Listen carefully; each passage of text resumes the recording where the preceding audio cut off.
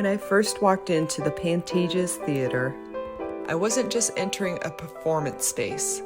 I was stepping into something layered, something lived in, and what interested me the most is how it came to be. This building currently houses Tacoma City Ballet, Tacoma Opera, and the Tacoma Symphony. Its history is just as multifaceted, as it was first a vaudeville stage, then a movie theater, then a space that stood on the edge of disappearance, and now a cornerstone of Tacoma's performing arts community. In 1908, Tacoma was still a developing city, very much in its infancy, as settlers continued moving west.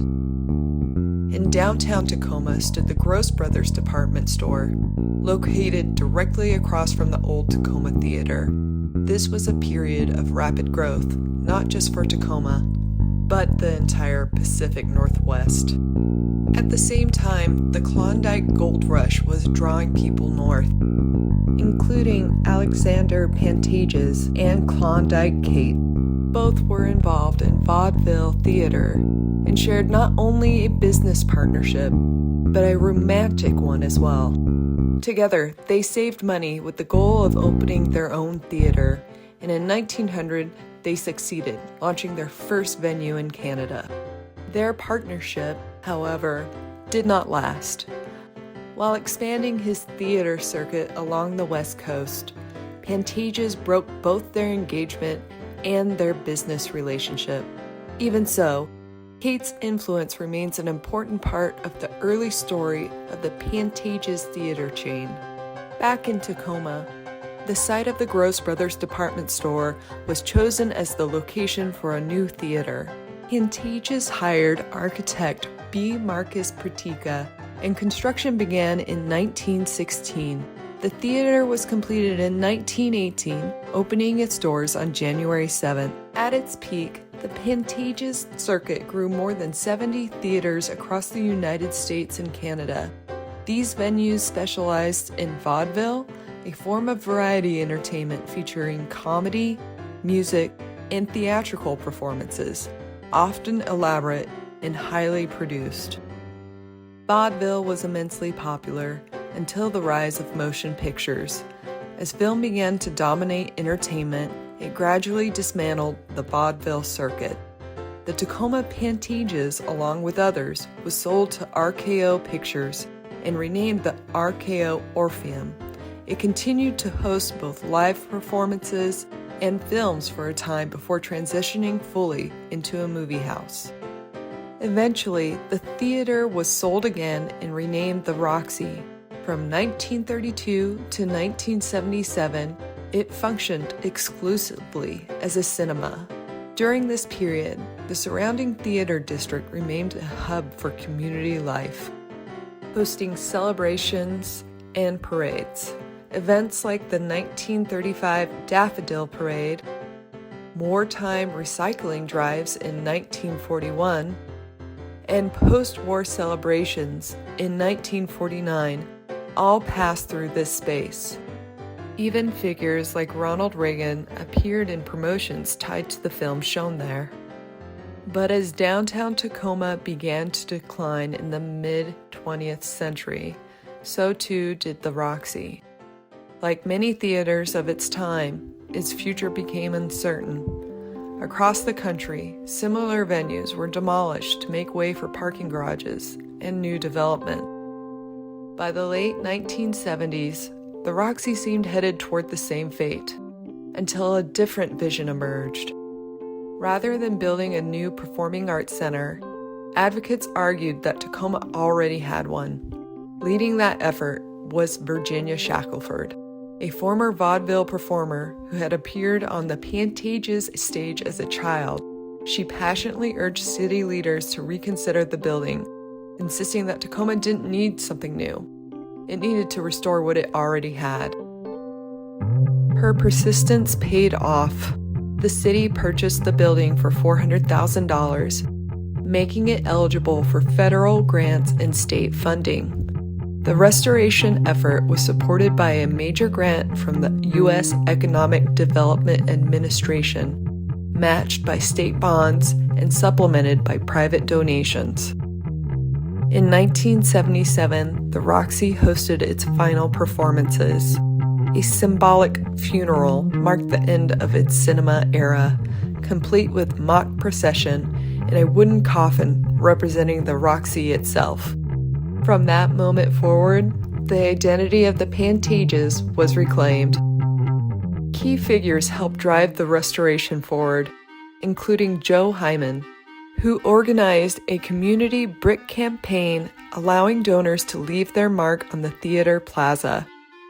Restoration architect Richard McCann was selected for the project, fittingly a protege of the original architect, Pratika.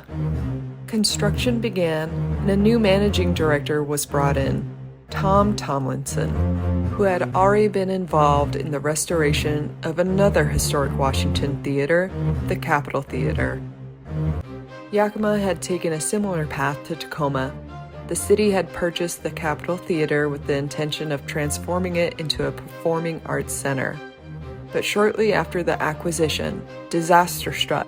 The building was damaged by fire.